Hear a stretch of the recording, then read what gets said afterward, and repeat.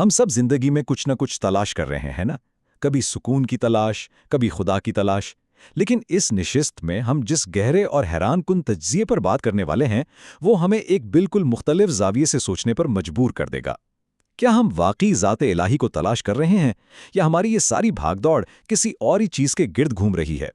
चलें इस सफ़र का आगाज़ करते हैं और देखते हैं कि ये तहरीर, जो कुरानी आयात, अहादीस और सीरत के हवालों से भरी भी है, हमें किस तरह अंदर की दुनिया की तरफ ले जाती है। क्योंकि असल चैलेंज बाहर की दुनिया में नहीं, बल्कि कहीं हमारे अपने ही अंदर छुपा हुआ है।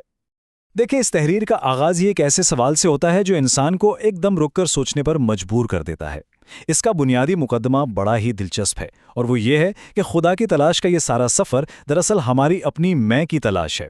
और इससे भी बढ़कर ये उस मैं को मिटाने का सफ़र है। हम सब किसी न किसी सच्चाई की खोज में तो रहते हैं, लेकिन ये तज्जिया हमें बताता है कि जब तक इंसान के अंदर वो अना की दीवार यानी उसकी मैं मौजूद है, तब तक उस असल हकीकत तक पहुंचना मुमकिन ही नहीं है। यानी ये कोई ऐसा सफ़र नहीं है जहां आपको कुछ पाना है, बल्कि सच पूछें तो ये बहुत कुछ खोने का सफ़र है, ख़ास तौर पर अपनी ज़ात का वहम। अच्छा, अब होता यह है कि हम अक्सर जिस चीज़ को सच्चाई समझकर पूजने लगते हैं, वो दरअसल हमारे अपने ही जहन का बनाया हुआ एक बुत होता है। मुसन्निफ ने यहाँ बड़ी गैर जानिबदारी से एक अहम नुक्ता उठाया है कि हिंदू का खुदा, मुसलमान का खुदा, ईसाई का खुदा, ये सारे तसव्वुरात अक्सर इंसान की अपनी ज़बान, मुआशरती रस्म व रिवाज और खौफ के सांचों में ढले होते हैं। जबकि दूसरी तरफ जो हकीकत मुतलक है, वो इन तमाम बहसों, दावों और ज़ाहिरी शक्लों से बिल्कुल पाक है। ये तहरीर एक और कमाल की बात बताती है कि जब सच्चाई कहीं पीछे रह जाती है, तो बहसें, फतवे और मजहबी नारे बहुत ऊंचे हो जाते हैं। यानी जब खुदा का नाम सिर्फ बहसों और कस्मों तक महदूद रह जाए, तो समझ लें कि वो हमारी असल ज़िंदगी के तजुर्बे से निकल चुका है। इसी बात को एक ठोस बुनियाद देने के लिए तहरीर में सूरतुल इखलास का हवाला दिया गया है। इसका तर्जुमा कुछ यूं है, कह दो कि वो अल्लाह एक है, अल्लाह बेनियाज है, ना उसने किसी को जना और ना वो जना गया, और उसका कोई हमसर नहीं। ये आयात बिल्कुल वाज़े कर देती हैं कि हकीकत मुतलक एक ऐसा अकेला वजूद है जिसके बराबर कोई नहीं, और जो हमारे तमाम इंसानी और मादी तसव्वुरात से कहीं बुलंद है। समझने की बात यह है कि जब हम खुदा को अपने जैसे जज्बों, शक्लों या रिश्तेदारियों में कैद करने की कोशिश करते हैं, तो हम दरअसल उसकी हकीकत से कोसों दूर हो जाते हैं। ये सूरत हमें इस खालिस तौहीद पर वापस लाती है जहां कोई तफरीक, कोई तकसीम बाकी नहीं रहती। इस गहरी बात को ज़रा एक साल के मासूम बच्चे की मिसाल से समझते हैं। ज़रा सोचें, एक छोटा सा बच्चा खुदा को क्यों नहीं ढूंढता? तहरीर के मुताबिक इसकी वजह यह है कि वो बच्चा खुद उसी हालत में होता है जिसे हम फितरत कहते हैं। उसके अंदर कोई मैं नहीं होती, कोई तुम नहीं होता। उसके यहाँ अलहदगी या जुदाई का कोई एहसास ही पैदा नहीं हुआ होता। वो तो इस कायनात के साथ एक मुकम्मल वहदत में, एक जुड़ाव में होता है।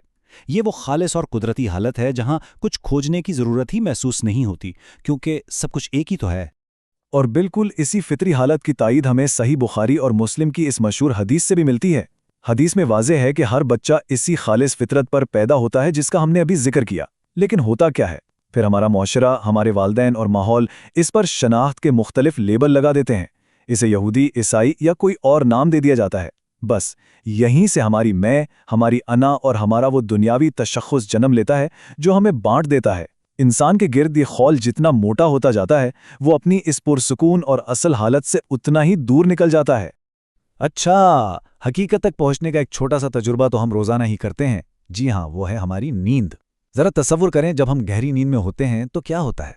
हमारा नाम, हमारी शक्ल, हमारे एहसासात और ज़िंदगी के सारे तजुर्बात सब गायब हो जाते हैं ना। इस सब के बावजूद हम जिंदा रहते हैं, हमारी हस्ती तो मौजूद रहती है। ये एक बहुत ही ज़बरदस्त इशारा है इस तरफ कि हमारा असल वजूद इन तमाम बैरूनी शनाख्तों और अना के पर्दों के बगैर भी ना सिर्फ सलामत रह सकता है, बल्कि सच तो यह है कि वही हमारी असल हकीकत है। और इसी नींद के इस्तेआरे को मज़ीद गहराई देने के लिए सूरतुल ज़ुमर की इस आयत का हवाला शामिल किया गया है, जिसमें बताया गया है कि अल्लाह ही रूहों को मौत के वक्त और नींद में कब्ज़ करता है। ये आयत नींद और मौत का दरमियान एक हैरत अंगीज़ ताल्लुक जोड़ती है। गहरी नींद दरअसल ये राज खुलती है कि रोज़मर्रा की जो हकीकतें हैं, जो हमारे लेबल हैं और मैं का जो खेल हम सारा दिन खेलते रहते हैं, वो सब के सब आर्जी हैं। जो असल वजूद है वो इन सब के पीछे, इन सब से अलग और इन पर छाया हुआ है। जब रात को ये दुनियावी पर्दे हटते हैं तो बस एक ही खालिस वजूद बाकी रह जाता है। लेकिन असल गड़बड़ कहाँ शुरू होती है? जैसे ही हम सुबह जागते हैं, हमारा वो पुराना खेल दोबारा से शुरू हो जाता है। मैं फ़ला हूँ, मेरा ताल्लुक फ़ला मुल्क से है, मेरा मज़हब ये है। और इस तरह हम उस एक मुतलक हकीकत को फिर से टुकड़ों में बांट कर रख देते हैं। अब اس تفریق کو، اس تقسیم کو ختم کیسے کیا جائے؟ اس کے لیے تحریر صوفیانہ روایت کے ایک انتہائی گہرے تصور کی طرف لے جاتی ہے، لا موجود الا اللہ، یعنی اللہ کے سوا کسی شے کا حقیقی وجود ہے ہی نہیں۔ اصل سمجھ بوجھ یہی ہے کہ ہماری باقی تمام شناختیں بس سائے کی طرح ہیں۔ جب تک ہم ان ٹکڑوں میں الجھے رہیں گے، ہم اس ایک واحد حقیقت کو محسوس ہی نہیں کر پائیں گے۔ تو اب ذہن میں یہ سوال آ سکتا ہے کہ اگر کوئی واقعی اس حقیقت کو پالے تو پھر کیا ہوتا ہے؟ اس کا جواب جتنا سادہ ہے اتنا ہی حیران کن بھی۔ دراصل کچھ بھی نہیں ہوتا، کوئی ڈھول نہیں بجتے، کسی فتح کا اعلان نہیں ہوتا، کوئی نئی شناخت نہیں بنتی۔ بس ہوتا یہ ہے کہ ایک بہت ہی گہرا اور بے ساختہ سا سکون آ جاتا ہے۔ سورۃ القوف کی یہ خوبصورت آیت تصدیق کرتی ہے کہ ذات الہی کوئی ایسی چیز نہیں جسے جا کر 7ویں آسمان پر ڈھونڈنا ہو، وہ تو ہماری اپنی رگ جان سے بھی زیادہ قریب ہے، اور جب قربت اس قدر مکمل ہو تو پھر کسی نعرے یا دعوے کی گنجائش کہاں بچتی ہے؟ اس سارے عمل کو سمجھانے کے لیے تحریر میں ایک کمال کا استعارہ دیا گیا ہے۔ ذرا سمندر اور اس کی لہروں کا تصور کریں۔ جب کوئی اندر کی آزادی پا لیتا ہے تو ظاہری زندگی رک نہیں جاتی۔ کھانا، پینا، کام کرنا، ہنسنا، رونا، یہ سب لہروں کی طرح ہیں جو اٹھتی ہیں اور گرتی ہیں۔ لیکن جس طرح سمندر کی گہرائی کو معلوم ہوتا ہے کہ وہ ان سطح پر مچنے والے شور اور لہروں سے الگ نہیں ہے، بالکل اسی طرح جس شخص کے اندر سے انا ختم ہو جاتی ہے، وہ روزمرہ کے کام کرتے ہوئے بھی اسی وحدت کے ساتھ جڑا رہتا ہے۔ اسے بار بار ثابت نہیں کرنا پڑتا کہ وہ دوسروں سے الگ یا بہتر ہے۔ اب ذرا ایک لمحے کے لیے یہاں ٹھہرتے ہیں اور اس جملے پر غور کرتے ہیں۔ یہ جملہ اس پورے تجزیے کی جان ہے۔ جو شخص کہتا ہے کہ میں نے خدا پایا، اس نے ابھی پایا ہی نہیں۔ بظاہر کیسا عجیب اور متضاد سا لگتا ہے نا؟ لیکن ذرا گہرائی میں اتریں تو سمجھ آتا ہے کہ دعویٰ کرنا اور الفاظ میں بیان کرنا ہی اس بات کا سب سے بڑا ثبوت ہے کہ منزل ابھی نہیں ملی، کیونکہ جہاں پانے والا اور پایا جانے والا موجود ہے، وہاں ابھی دوئی یعنی علیحدگی باقی ہے۔ دیکھیں، اس کی وجہ بہت سادہ سی ہے۔